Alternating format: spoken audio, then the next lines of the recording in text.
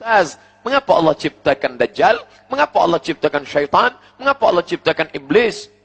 Saya buat pertanyaan kepada siswa, pelajar-pelajar, penuntut ilmu. Siapakah Raja Saudi Arabia? A. Sulaiman, B. Salman, C. Ahmad, D. Muhammad. Maka pelajar akan menjawab satu di antara empat. Dia kena pilih. Maka dia akan pilih Salman bin Abdul Aziz. Mengapa saya buat Sulaiman? Mengapa saya buat Ahmad? Mengapa saya buat Muhammad? Sebab saya nak uji pelajar saya. Boleh tak ia membezakan mana yang raja sebenar, mana yang bukan, mana yang memimpin Saudi Arabia, mana yang bukan.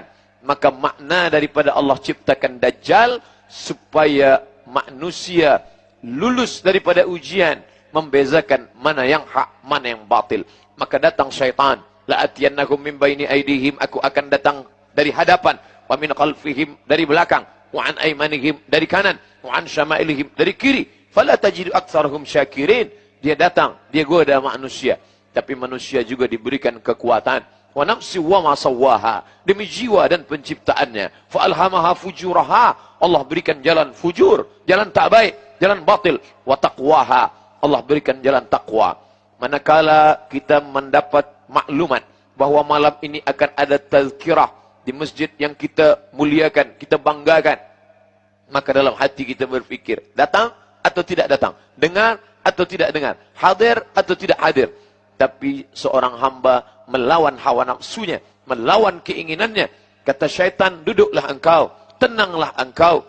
Tapi malaikat berbisik, datanglah engkau. Bila engkau hadir di majlis ilmu, majtama'a qaumun fi baitin min buyutillah, sekelompok hamba berkumpul di rumah Allah, yatsluna kitab Allah, membaca ayat-ayat Allah, wa yatadarasunahu fima bainahum, mengkaji isinya. Duduk berkumpul di rumah Allah, membaca ayat-ayat Allah, mengkaji isinya. 3 yang dilakukan manusia, 4 balasan Allah Subhanahu wa taala. Nazalat alaihimus sakinah, turun ketenangan ke dalam hati. Haffat bihimul malaikah, mereka dikelilingi oleh para malaikat. Wa ghasyat bihimur rahmah, mereka diliputi rahmat Allah. Wa dzakarahumullahu fi man indah, maka Allah banggakan mereka kepada para malaikat. Hai malaikat, dulu manakala aku ciptakan mereka, inni ja'ilun fil ardi khalifah, aku ciptakan manusia menjadi khalifah, kalian semuanya marah, kalian bertanya, ataj'alu fiha may yufsidu fiha wa yasfikud dima, mengapa engkau ciptakan mereka ya Allah? Mereka hanya akan berkelahi, mereka hanya akan berperang, mereka hanya akan menumpahkan darah. Tapi saksikanlah wahai para malaikat, malam ini di tengah kesibukan mereka, di tengah letih penat mereka mencari nafkah, tapi masih sempat meluangkan masa berkumpul di rumahku, berzikir mengingatku, mengkaji ayat-ayatku, mendengarkan tazkirah hambaku. Mudah-mudahan kita termasuk yang dibanggakan Allah Ta'ala kepada para malaikat. Amin. Ya Rabbal Alamin.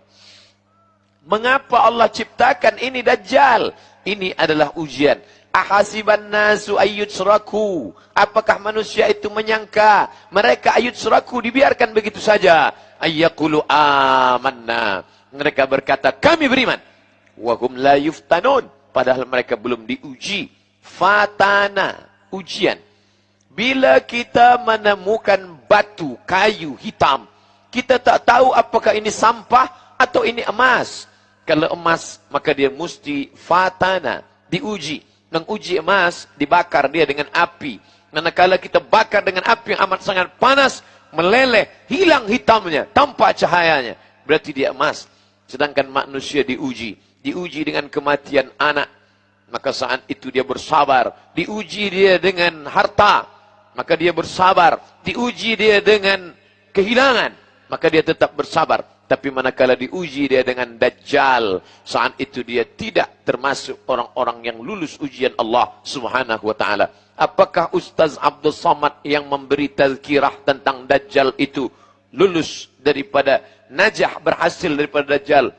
Belum tentu lagi. Kita tetap berdoa kepada Allah. Kita tak angkuh dan sombong dan berkata, mana Dajjal itu? Aku lulus daripada ujian Dajjal.